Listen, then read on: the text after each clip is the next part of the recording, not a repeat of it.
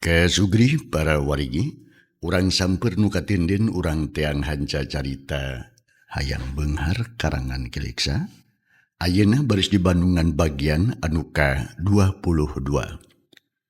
Sakumaha naskah ieu carita nu kantos disungsi ku Mang Dedi hanca poe kamari bagian anu ka-21. Pedaran Mang Dedi kabegatuan jijina mangsa medarkin kaayaan alam ti peuting di lembur Cikarang, khususna ka kulawarga Kang Dudu harita kadatangan ku makhluk halus teh atanapi makhluk goibul wujud.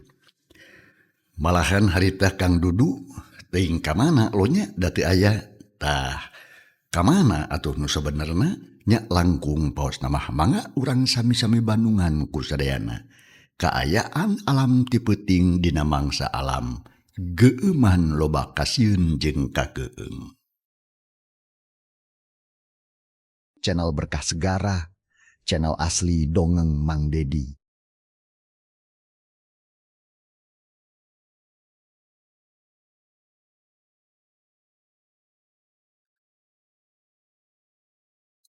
Dina mangsa alam peuting harita di lembur Cikarang kacida pisan ti isinana.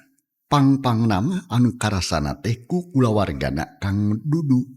Sabab tadi teh Kang Dudu kungsi kaluar, tapi teu balik deui atuh teu matak heran. Nu jadi pamajikanana anu katelah Ceimoh tututang kote teng neangan jadi salakina. Kamana atuh itelah Kang Dudu teh menika kamarinaan kaminaan teuing kaluar teh lila-lila ting kumaha mun sakaya naon kana dirina meureun moal kanyahoan Ceuk Cemomo bari jeung rada teret kaburuan. Tapi oleh salakina teu kapagih terus atuh ka warung. Digedoran, diketrokan lebah pantona bari jeung digeruan ongko. Tapi edas teu aya jawaban atawa eueuh anu nembahlan. Nya tungtungna mah Ceimoh teh ngajajanteng we sorangan deukeut golodog. Bari jeung mikiran salakina, nah ka mana leosna? Sanggeus yakin salakina teu aya di dinya, gero atuh Ceimoh ngagorowok tarik pisan menta tulung ka tatangga-tatangga nu pangdeuketna. Atuh mun direuwaseun anu dareukeuit mah. Harita keneh burudu teh daratang bari jeung marawa obor neranyakeun ka Ceimoh aya naon. Anu harita Ceimoh keur ngajanteng di buruan deukeut golodog. Kaparangan harita teh Kang Odo oge aya kadinya da ngadengeun yen aya anu menta tulung. Aya naon di teh? Waya kiwari kuluwah keleuweuh menta tulung aya bangsat ada kumaha nah aya nu gering atawa naon? Ceimoh, boro-boro omongkeun. Itu ceuk Kang Odo. Bari panon melong ka Ceimoh anu rambisak bakat ku bingung. Anu sejen oge raung daranyakeun da sarua ngarasa panasaran. Pok Ceimoh ngajawab bari jeung renghap ranyu bari reumbai cimata. tarulungan kuring teh keur bingung mikiran salaki cikene teh aya keneh di dieu teh pada ieu kekedor kana panto jeung sadasing gurutuk sora talapa kuda ditambah kudu tinggara beli leumpang terus ku salaki kuring teh diteang demelang cekeng ka warung bisa aya nu ngasopan tapi nepi ka ayeuna salaki kuring teh aya asup ka ieu mah malahan manegeroan teh wene malahan tak kulatan kitu kuring teh ngerasa melang ka salaki bisi salaki kuring kabandang ku bangsat cing atuh turulungan Allah. Nah, makin depi ka kitu ka mana tukang Dudu teh atuh. Cok, yuk urang tariangan batu atuh. Cok, cukup. Yuk. Urang tariangan oi. Yap. Kang Odo harita bari ngareret kanu ngarariung salaku komandona kalawan teu loba omong. Puriak jama-jama teh bubar. Deuk neangan Kang Dudu sarerea marawa oncor mirateng. Sangkan babari nempokna cenah kanu baruni. Teu kungsila keleuweuh teh atuh di belah tonggo harita. Oi! Di dieu aya oi! Kitu ceuk nu ngagorowok lebah tonggo teh jauh jeung masjid. Atuh anu keur neangan teh jadi pahibu nyalampurkeun ka nu ngagorowok dieu. Malahan mah Kang Odo oge jeleng luncat gagancangan. Teu malire kana jalan anu taraha loba batuan. Bade jeung lumpat teh nanya kekeleuhan. Aya naon euy? Aya naon euy? Aya naon di dinya? Cenah. Sorana tarik kadenge ka mana-mana maklum peuting. Sora laun oge sok asa tarik. Kadario! Anu ti tongoh ngeuleuweuh deui nyebut Kadario cenah. Jawab hiji lalaki anu harita kekeleuweuhan. Atuh jama-jama pahibut nyalampurkeun anu datangna sora. Kaasup Ceu Imoh sorangan anu harita ngarasa panasaran. Geus hayang geura manggihan jadi salakina. Barang ancog kanu tadi gogorowokan. Alah uluh, ili alah uluh. Sarerea colohok bengong. Sabab teu kudu tatanya deui. Sarerea langsung ngarti da puguh di dinya teh aya anu ngajepat sisi kamalir. Hiji jalma nu pakeanana sarua jeung baju Kang Dudu bawa bijil ti imah tadi. Kang Dudu! Kang Dudu! Gabrug Ceu Imoh ngarontok kanu ngagoler. Sabab pikeun Ceu Imoh mah geus teu matak samar. Da kitu dadeganana mah salakina jeung bajuna eta puguh sarerea muni ngajemho. Terus ngadeuketan kanu keur ngagoler. Nu harita terus atuh dirawu di pangku ku Ceu Imoh teh bari jeung diceungcenikan ditatangkeup. Jalma-jalma nu ngariung kabeh colohok mata simeuteun teu ngartieun.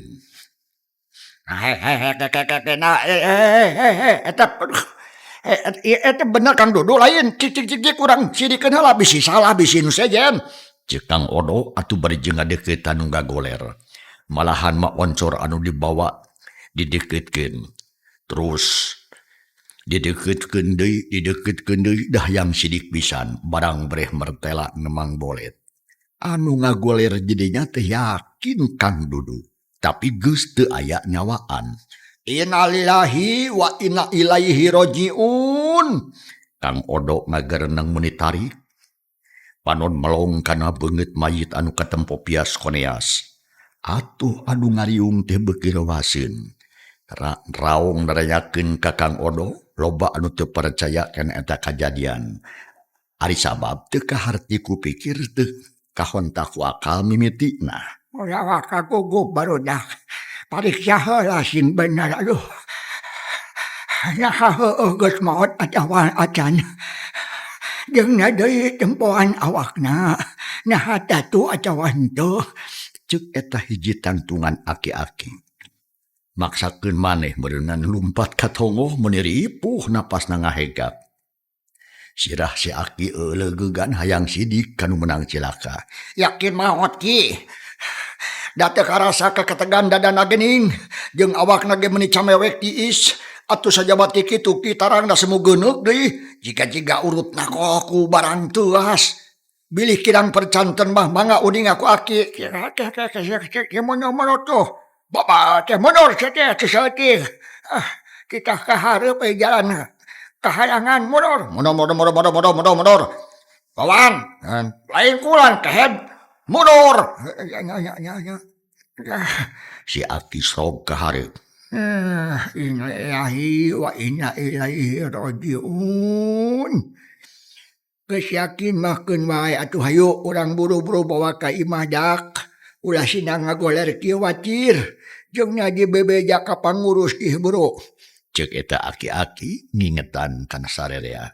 Sabab di antara nu ngariung teh kabeh oge jiga nu gugup. Teu nyaho kana naon-naon anu kudu dijalankeun. Kang Dodo. Naon-naon Channel asli Sandungan yayak ngasalake kuring harianeun. Temoga bisa ngerasakan manusia. Naon dosana Kang Dodo teh Kang Dodo ampun. Gas Ceu Imoh gas. Ulah wae kamalinaan kitu Ceu. Ieu mayit urang bawa heula ka imah. Urang pariksa sing bener-bener nah nyaan geus maot atawa ngan saukur kapayahan keun gukuring urang payang sok kagigir heula tuh mundur.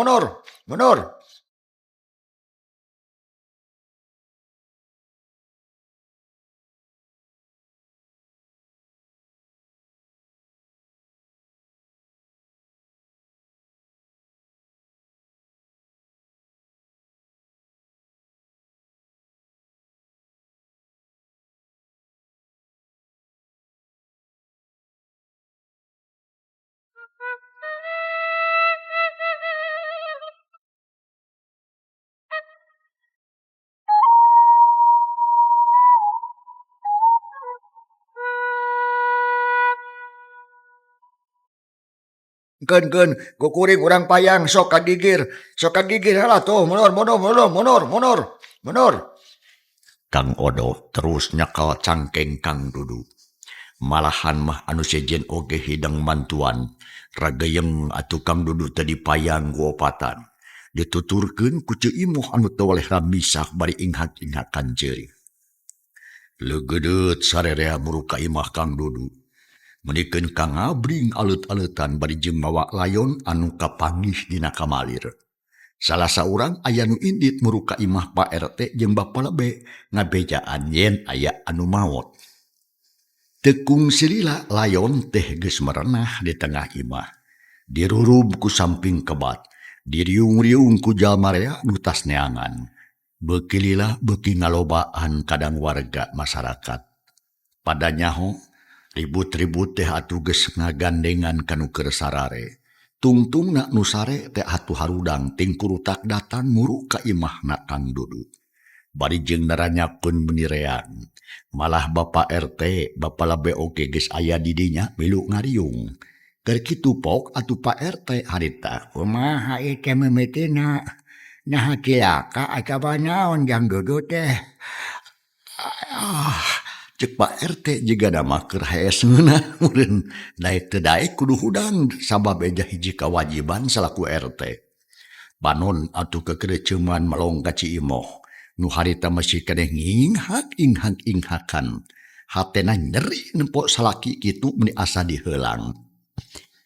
Kuring oge can pati tenget kana sabab nama Pak RT oge Palebe langkung sae materangkeun bae taroskeun atawa ka Ceu Imoh ngarah puguh mikiranana. Nah kumaha mimitina ieu teh Ceu Imoh? Ceuk Kang Odo bari jeung neuteub ka Ceu Imoh pamajikan Kang Dudu. Malah sarea oge maralong ka manehna. Atuh najan bari jeung sisimeukeun sedih oge barabat atuh Ceu Imoh teh ngadongengkeun anu geus kajadian ti mimiti ngobrol jeung salakina tugdepikeun kadangat harita. Didongengkeun kabeh teu aya anu kaliwat. Ngadenge kitu sarerea anu hadir meuni colohok sabab ngerasa keung jeung leuwang ari kitu lalakonna mah. Bisi heueuh aya siluman selmin setan ida jillatullah anu ngahaja nyieun kaributan ka lembur eta. Kitu Mbak RT Palebe. Alah nah geuning bet kitunya. Da bangsat majigana moal barengan ku angeun ku angin jeung aji babaung. Biasana ge terang kadengeunna naon paling-paling aya sora babence atawa cicir. Kumaha lamun geus kieu itu Palebe nyaha maot ieu teh? Maotna kunaon Jang Dudu teh cobi kuring mah teu pati apal yo. Ceuk Bapak RT beri ngareret ka Bapak Lebe. Palebe ge ngahulang mikiran incuna anu geus meunang musibat. Lantaran maotna asa teu kaharti kupikir teu kahontak ku akal. Bet maot teu pupuguh dina kamalir. Kea. Waka jauh teuing mikiran. Kuring mah panasaran sabab maotna injuk kuring teh aneh. Kuring percaya yen manusia mah awal akhir oge bakal kakeunaan ku maot. Sarta jalana rupa-rupa. Tapi ari nu teu matak kaharti ku pikiran mah tetep matak ngabaluangkeun kana pikiran ngan samemehna mikiran carana maot itu kuring mah hayang nyaho heula ieu kana riwayatna sok Bandungan ku sarea. Kuring arek nanya ieu ka Nyi Imoh. Sugan jeung sugan bisa kapanggih laratanyanya. Ceuk Bapak Lebe daria pisan. Bubuhan hiji kolot nu loba luang jeung pangalaman. Jeung nada ditambah ku ilmu-ilmu nu jadi panyipuh kana dirina. Nya mangga tuh Pak Lebe. Sakantanan we ayeuna atuh ngarakasaksian ku sadayana. sarta jelas desa garupina ari naros jenis nama palebe ceuk Kang Odo bari ngareret ka Pak RT pok Pak RT harita. Ya mohon palebe duh mangga. Kuring oge sejanyak seni da kumaha teh. Ceuk Pak RT bari ngareret ka Bapak Lebe. Malah sare oge neuteup ka Bapak Lebe. Anu geus taki-taki deuk mariksa ka Ceu Imoh. Pok atuh Bapak Lebe harita. Nyi Imoh. Geus tong ceurik wae. Geun. Aki teh deuk nanya nu salengkepna tina lalakon ayeuna. Nya kumaha mimitinya pangna bisa kieu. Nyaon nu diobrokeun sameme aya kajadian kieu cecik sok dongengkeun kaki. Ngadah kanyahoan kabeh. Ceuk Bapak Lebe bari jeung melong ka Ceu Imoh. Pamajikan incuna anu harita keur nyusutan Cipanon. Aduh obrokeun. Sing jelas sok meh kadenge ku sararea tong di barung jeung ceurik sok.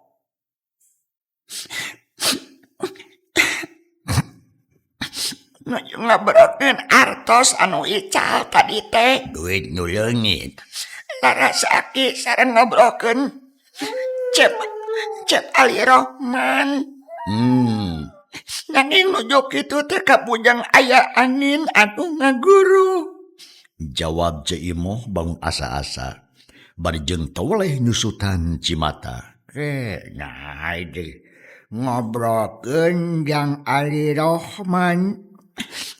Nyaake nyaha naon hubunganana jeung deui naon anu diobrokeunana sok Sakalian bejakeun kaki ngadah buguh pikiranna nya.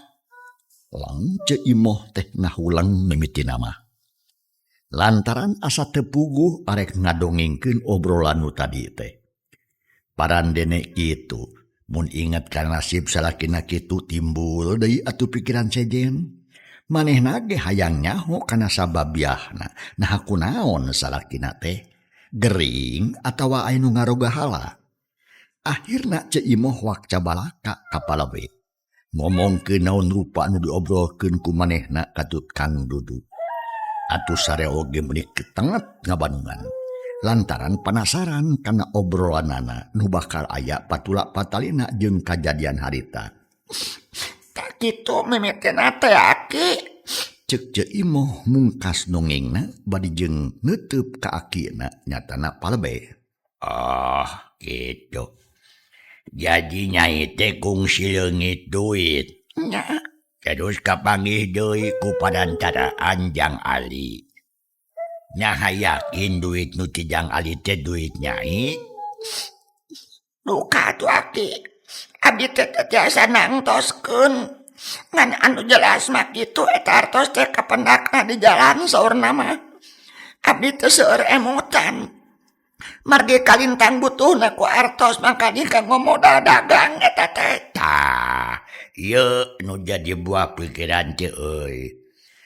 Aki jadi curiga cik. Ayeuna pisan tiang Cep Ali putra Pak Haji Sade sok urang tanya nu bener ieu. Eta duit-duit di mana nu nyanya? Bapak Lebe curiga kana duit nu ti Ali Rohman.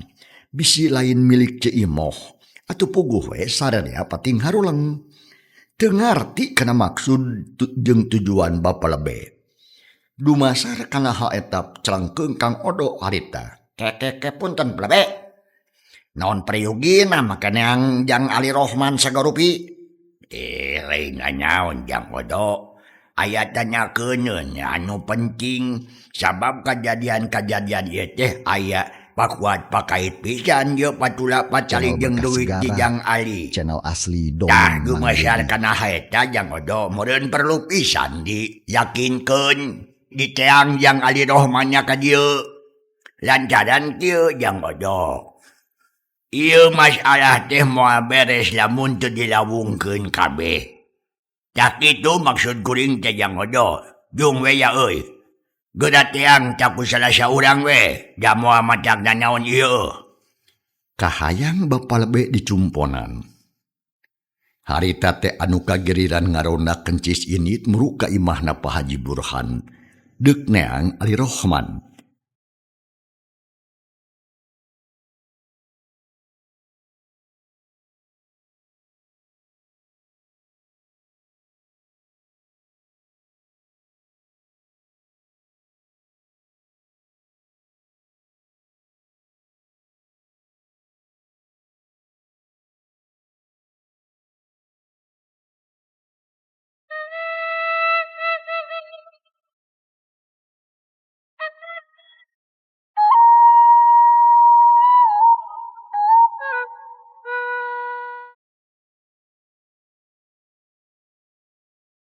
Harita teh anu kagiriran ngarona kencis init muruka imahna Pak Haji Burhan.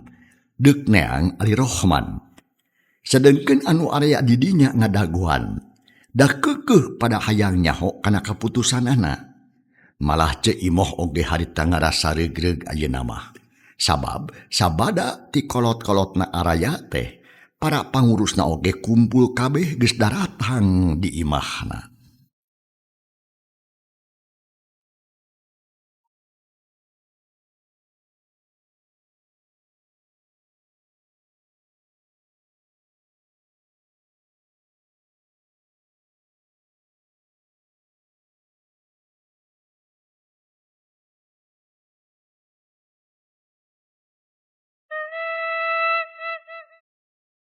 Gancangna ieu carita. Tekung selila ronda anu neangna geus datang. Malahan mahasil ngagiringkeun Ali Rohman. Sarta kabawa jeung Haji Burhana da panasaran cenah. Hayang nyaho kana naon-naon anu kajadian. Tah gentingan babari mangga caralik lagi. Siap, calik siap. Pak RT harita neuteub kanu kakaradatan. Pak Haji Burhan jeung anakna Gugek Dario. Teu jauh jeung Bapa Lebe. Duanana ngarasa kaget ari sabab didinya geus nyampak anu ngajepat di tengah imah. Malah geus dirurub ku samping kebat. Ai. Nyai saha nu maot ieu teh asa ruas teuing. Jang duduk. Saha ieu teh? Jang dudurin. Pak Haji Burhan melong kana mayit. Atuh nu area didinya meni simpe ampir kabeh neuteub ka Ali Rohman anu keur calohok teu ngartieun. Ari biwir kunyam-kunyem babacaan. Ieu nuhun pisan atuh kanggo Kakang Haji. Dihaturanna ninggi engal sumping pugowe. Aya badan cenkeun ieu teh. Margi jang duduk teh maot ngadadak Kang Haji. Mayitna teh kepenak di sisi kamalir. Aduh.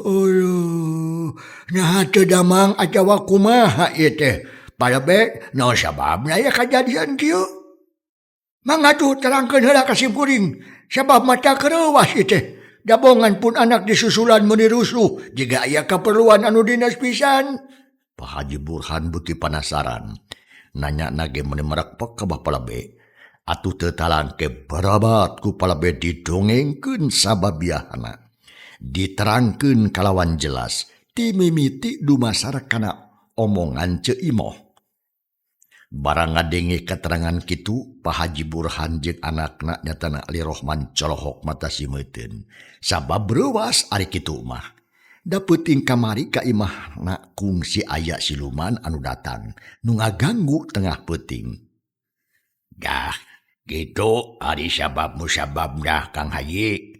Numadag ayeuna teh najan wengi-wengi ge punten kapaksa ngangkir ka Tuang Putra Cep Ali sarta kalarasan pisan ramana oge sumping nuhun. Ayeuna mah urang badan can baisakan tenan urang nulungan jang dudu. Atuh kalihna teh eta Kang Haji kuring teh hayang kenging katerangan heula ti Tuang Putra ngeunaan artos anu dipasikeun ka jang dudu. Nyaha artos di mana teh nu salaresna tah mung sakitu priyogina mah. Ceuk Bapa Lebe bari jeung neuteub ka Ali Rohman. Terus ngareret ka bapana nyatana ka Pak Haji Burhan. Oh gitu. Maca kaget atuh ri kitu mah Pak Lebe.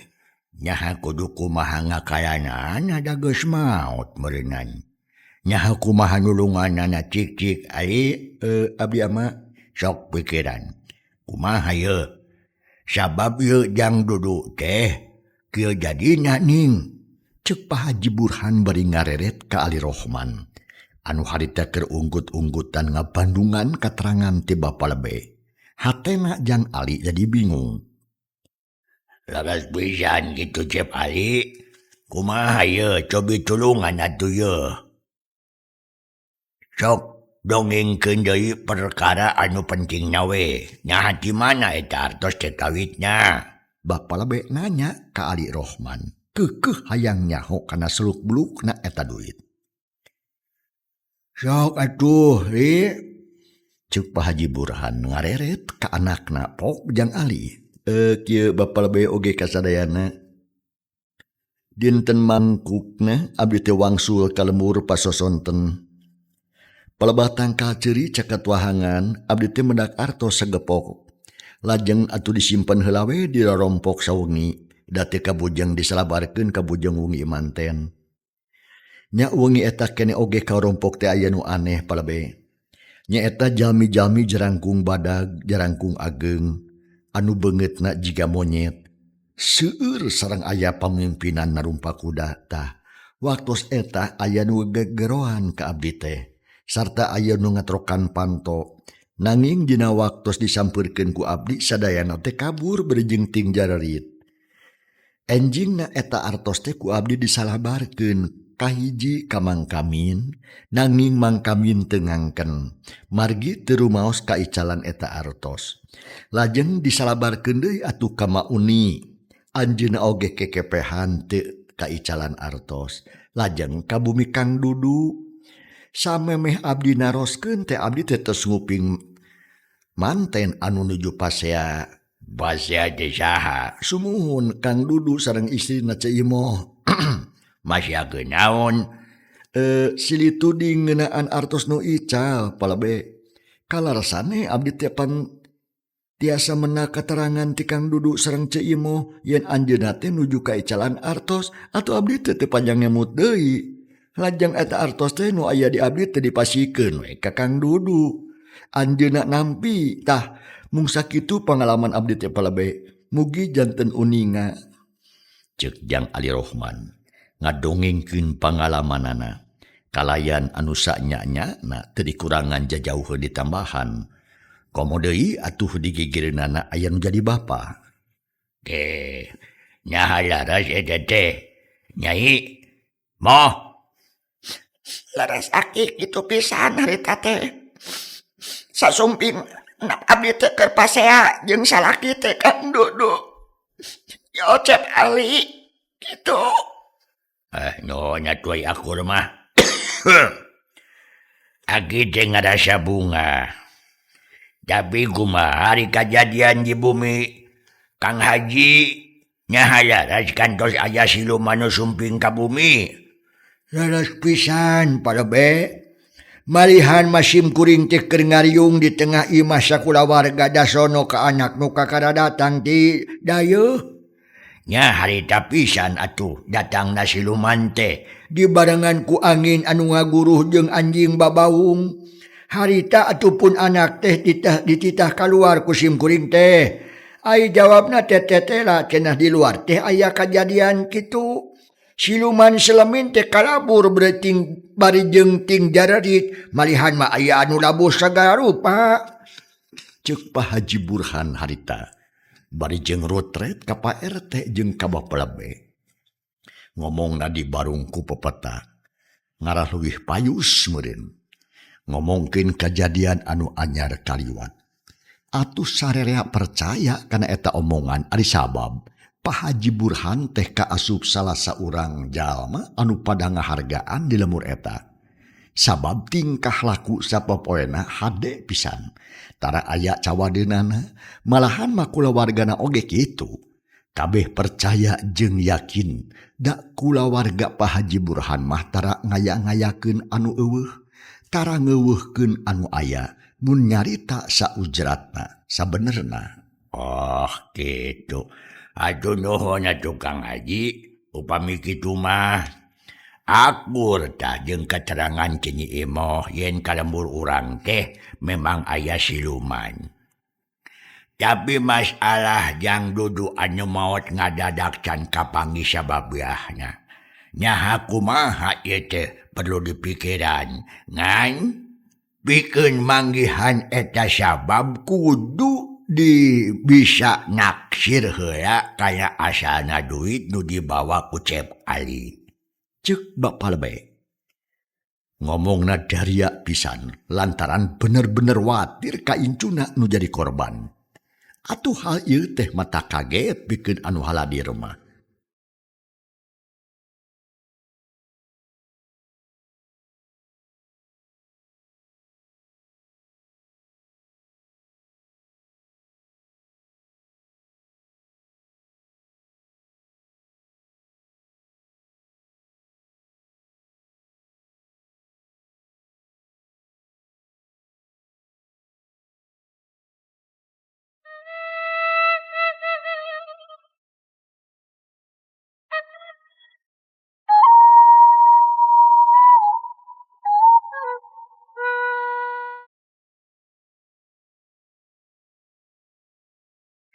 Tapi masalah jang dudu anu maot ngadadak can kapanggih sababehna. Nyaha kumaha ieu teh perlu dipikiran. Ngan pikeun manggihan eta sabab kudu bisa naksir heula kaya asalna duit nu dibawa ku Cep Ali. Cek Bapak Lebe. Ngomongna daria pisan lantaran bener-bener watir ka incuna nu jadi korban. Atuh hal ieu teh mata kaget pikeun anu haladir mah. Tok Palebe harita. Kaya Palebe. No margina make lostos kana artos. Duh, lieur abi yo. Cek Pak RT beureut nyurang. Ieu ete berde. Duit nu dibawa ku Cep Ali can karuhan bener henteu nya. Nyaha yakin eta teh duit yang dudu nu leungit atawa lain. Sababan kapanggihna ge ku Cep Ali teh di jalan. Sedangkeun duit anu leungit dina laci di warung tuh. Nya ieu nu jadi penasaran teh ieu. Naon sababna bet bisa kitu? Rupina bangsa anu maling artos teh meureunnan aki. Sanes urang Cikarang. Manehna lumpat mawawa artos abdi ka lembur sejen. Nya artosna teh murag di jalan. Kapendak ku Cep Ali. Kitu rupina mah aki. Ai ceuk jiga mah memang bisa Imoh. Tapi ceuk kanyataan mah can yakin. Nurutkeun kacarangan Cep Ali eta duit teh kapanggihna pas sore samemeh jang dudu kalengitan duit. Sok pikir. Hartina mah eta duit teh kapanggihna pas sore sedengkeun nu leungit duit mah peutingna. Jadi yakin. Duit anu kapanggih ku Cep Ali mah lain duit yang dudu nu leungit tah kitu. Cek Bapak Lebe bari jeung Bapak Sagara. Tapi anu sejen mah kalah ngahuleng. Jiga lieur mikiranana teu ngartieun. Komo Pak RT meuni kerung-kerung we. Kulit tarangna atuh nenggeus kolot bening ngariut beuki pareot. Ari Cep Ali colohok harita. Ya. Ayo dah. Aya naon jang RT? Lieur ke Cep Ali. Ai mendak artos dinten naon? Dinten Jumaah pas sosonten Pak RT mameh magrib. Ari yang dudu ika artos dinten naon? Nyi Imoh. Jumaah sonten si artos diberesan. Kajang dituna na laci. Ari dinten Sabtu enjing pada dibalayakeun artos teh teu aya. Barang nuju ribut-ribut sareng Kang Dudu pasea kasebutna kurunjung Cep Ali nyadak artos tak kitu. Oh, kitu. Oh, kahadia kula mung kitu mah pamandak Bapak Lebe teh leres. Yen artos anu dicacanna ku Cep Ali teh sanes artos anu jang dudu meureun kitu mah. Kumaha tuh lamun geus kieu? Lebe nah, gimana eta artos nu sanya nanya? Cek Bapak RT ayeuna mah ngartieun.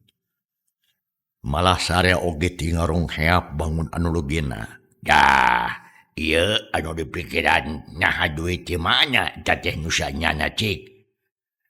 Asep, emutan ulangkung paus Nyaha te pendak sareng jami sanes waktu Asep di perjalanan. Bilih we, eta artos te kagungan jalma nu sanes. Bapak lebe nanya deui ka Ali Rohman. Anu gawe ngahulang bingung teu ngarti kana masalah eta. Palebe, Kuyan, anu mawi teu aya sasaha deui harita teh da upami mendakan anu ngalangkung mah atuh tangtos ku abdi oge disusulkeun ka anjeunna.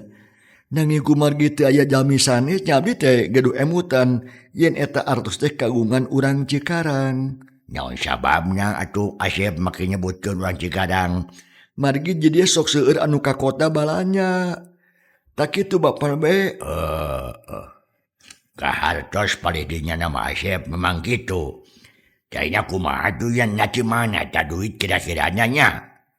Atawa saha canu kagungannya nah memang murag atawa dihajar dituna di jalan. Ke heula ya ke heula. Ulah waka ngabebereg ka anak sim kuring. Sabab bisi sawaneun. Ayeuna mah kuring anu deuk nanya ka Bapak Lebe, nyaha perlu maruluh asana duit atawa henteu. Lamun perlu naon maksudna? Pak Haji Burhan neutup ka Bapak Lebe. Perlu pisan teh Kang Haji. Sabab Ieu duit teh jadi mata holang. Sabab biahnya kana maotna jang dudu incu sim kuring. Jadi kuring teh curiga ete Kang Haji. Bisi eta duit ngahaja dipikeun ku hiji jelema anu muhit ka jurig nu diarah sangkan aya nu mulung. Tah, anu mulungna bakal dipulung deui ku siluman. Da kitu taksiran sim kuring mah ete Kang Haji punten ye. Nu matak perlu kanyahoan asalna eta duit. nah yakin anu miceuna jelema munjung muja muhit ka jurig kitu? Pak Lebe? Ari yakin mah acan Kang Haji. Gabuk tindak encan cukup ngan geus aya ai gambaran maju masyarakat kejadian-kejadian nu kaalaman ku Nyi Imoh jeung Dudu sabada nyakel eta duit. Peucingna kadatangan ku siluman. Da ieu nu jadi bukti matak nimbulkeun kacurigaan pikeun kuring mah Kang Haji. Nu mancak perlu pisan nyaho ieu kana asa usu eta duit tah kitu. Cek Bapak Lebe bisa pisan ngajawabna teh. Mata kaharti kupikir kahontaku akal sarerea. Atuh kabege jadi kapangaruhan. Ngaheueuhkeun ngabenerkeun kana sikap Bapak Lebe anu sarupa kitu. Leng Pak Haji Burhan ngahuleng. Kitu deui kaum dangu pedah waktu cukup mangsanya kapan cag ieu carita urang tunda heula.